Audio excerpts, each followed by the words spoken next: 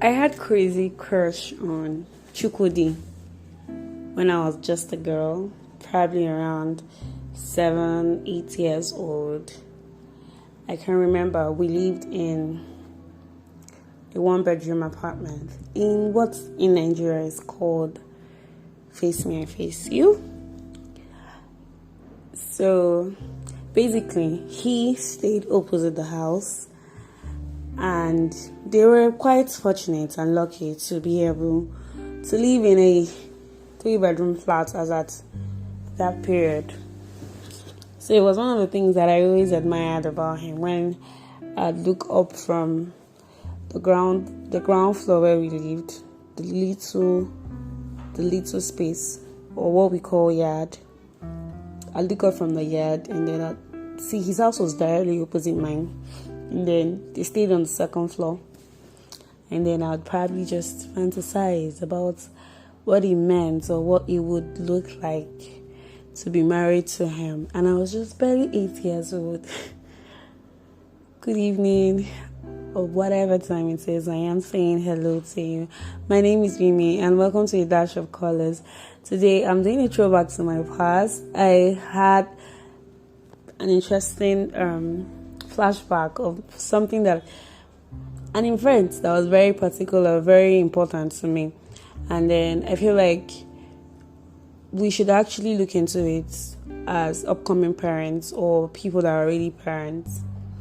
So when I was about 8 years, 9 years old, yes, I lived in a we were not so wealthy. We couldn't afford a lot of things. And then I lived in a yard, a very small space where we shared rooms with people.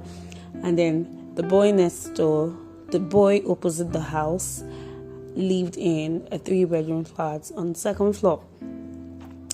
So that was actually when I started crushing on him, because I actually liked him. It was just this thing special about having someone who was in a different social class than I was. I just wanted to feel like I actually belonged, And then I did everything, as little as I was, to get his attention. He was probably 2 years older than I was, yes. And he had a sister called Chineye as well.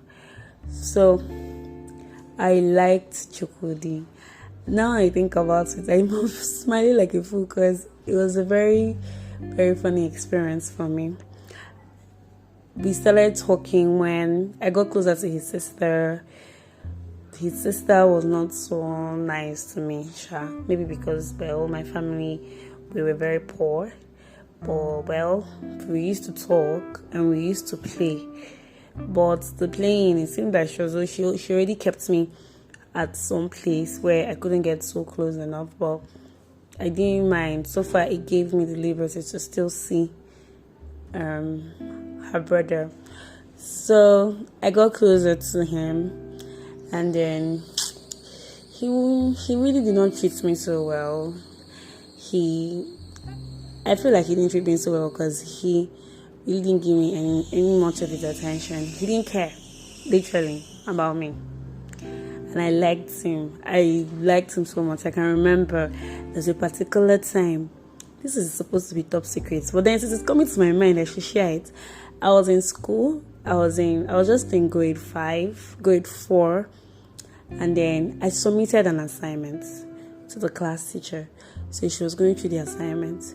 She was trying to flip the page to where the assignment was, where she came to the middle of my book and saw where I had written, "I love Chukwudi."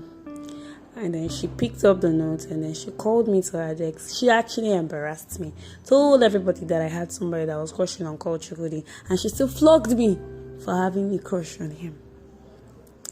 So I had a lot of things going on in my head, but there was nobody to share those emotions with. Yes, if I had probably talked about it, they would have probably said I was spoiling or I was becoming wayward and everything. And then the kind of parent I had were not ready to listen to me, my jargons about having a crush on a boy as early as 8 and 9. Like, it doesn't even make any sense. So I literally loved him. That was, I think he's my first love, first crush, whatever. But I actually liked him a lot, even though it was more like a childhood fantasy, but I liked him a lot. I remember we would go to his house whenever his parents were out, and they would play this like kind of game. There was this particular one I remember. He was a rapist, and now I think about it, I don't understand how at 8 and 9 we were already acting. He was older than Misha. He was acting like a rapist in that particular drama. Lua, things have really spoiled though. Now I think about we've really gone far in this world. And so when he finally moved out from my yard, my streets rather, to somewhere else, I think they said Transekul in Enugu. I was devastated because I didn't get to see him anymore. At some point I felt really bad. I felt really terrible because he left, and I'm sure he didn't even get to know that I actually liked him like that, because I didn't tell him. But I know I threw myself at him a lot. But they left, and every single time when I was in school, I would wish that I would get to see him one more time. I don't know what he looks like anymore. I can't really remember, but I feel like if I see him, I would know. But it's been over how many years? Over 15 years. How old am I? 24 minus 9. I don't know math, but it's been a long time. And thinking about it still gives me butterflies, because I feel like that was the first time I actually had feelings for someone. And I think that was the first and last time, until it wasn't the last time. There's another story. I'll tell that one later. But anyway, what I would want to point out from my story is I feel we should probably be better parents, and then be close enough to our kids to know when they start growing emotions or feelings for somebody. And it's not like you're going to encourage them to have feelings or anything, but you should actually be there for them. Because when I was getting wrecked by emotions, especially when they moved out, there was nobody to tell. I just saw it as a childhood fantasy that I moved on from.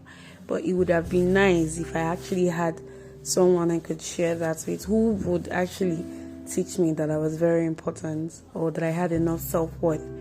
Because the way I threw myself at him was probably not the best way any girl should throw herself at any boy. So tell me what you have to say about my story.